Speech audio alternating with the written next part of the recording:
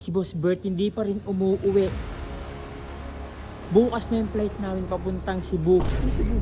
Mag-impake ka na ngayon, tira, tumama ka na sa akin kaya. Ano oras mo flight? Hindi ko ba alam kung anong oras pero ang alis namin dito, alas 5. Kasama nga sila tapos ikaw hindi ka nila sinabihan. Hindi, sige boy, mag-aayos na ako ng gamit dito. Ay, sana makasama ka talaga. So yun guys, pupunta pala ako sa bahay ng mga ganggang kasi si Boss Bert hindi pa rin umuuwi. Bukas na yung flight namin papuntang Cebu. Binilihan siya ng ticket ni Sob. Kung di ko alam kung alam niya ba na aalis kami at lilipad kami papuntang Cebu. Dahil nandun nga siya sa mga ganggang pero feeling ko naman isasama siya ng mga ganggang pero kasi sayang yung ticket na binili nila Sob. Para sa kanya ngayon pupunta ako doon, kakausapin natin siya. Tara. Guys, nandito si Boss Bert. Boss Bert! Boss Bert! Boss Bert! Boss Bert, sino tao dyan? Ha? Wala. Sino tao dyan? Wala. Sigurado ka? Oo. Asan sila Reddit? Nag-SM. Nag-SM? Ikaw dito. Ha? Boss Bert, Oo.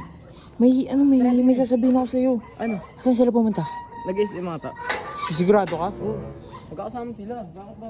Kasi Boss Bert, hindi ko alam kung alam mo ba to. Ay. Bukas na yung flight namin papuntang Cebu. Ano Cebu? Boss Bert, kasama ka. Mag-impake ka na ngayon, tira, tumama ka na sa akin kaya. Anong Cebu? Wait lang boy, dito ako muna.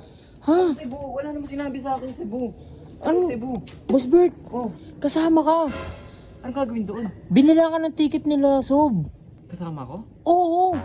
Hindi mo ba alam? Hindi. Wala nga akong alam. Walang sinabi si Riddick sa akin. Kasi kasama sila. Ay gago. Legit. Mukhang balak pa akong iwanan.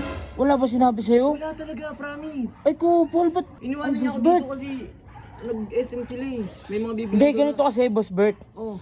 Bukas na yung flight namin Cebu. Mm. Gusto ko mag-impake ka kasi alam kong hindi mo talaga alam. Kasi yung ticket mo na binili nila, hindi pa nabibigay sa'yo. Gawa ng busy nga kami doon, nag-iimpake nga kami lahat. Ah. Kaya nga sabi ko sa'yo, umuwi ka na, tapos mag-impake ka na din ng mga gamit mo. Hindi, yung mga gamit ko muna dito. Ano oras mo flight? Hindi ko ba alam kung anong oras pero ang alis namin dito, alas 5.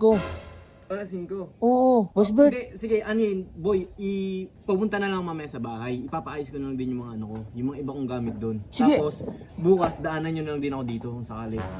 Dito, daanan nyo Bakit na lang. dadaanan ka pa? Eh, dapat nga sumabay ka na lang sa kanya yung gabi. Boss Bert, sige na, wala sumama ka na kasing sa sinabi sa akin. akin si Riddick eh.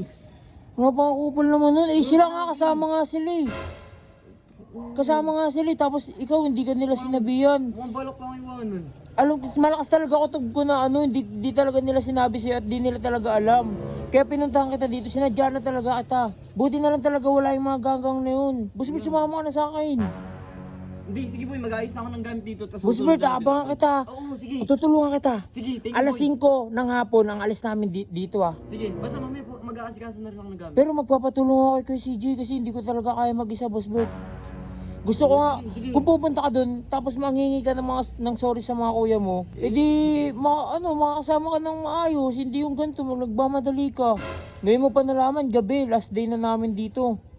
Kaya nga, hindi, basta mag-aayos na ako ng gamit ko. Sige, Boss Bert ah. Thank you boy. Ano? O sige ah, mag-ingat ka dito. Ay, sana makasama ka talaga. Sige Alis boy, na ako. mag-aayos na ako ng gamit. Sige.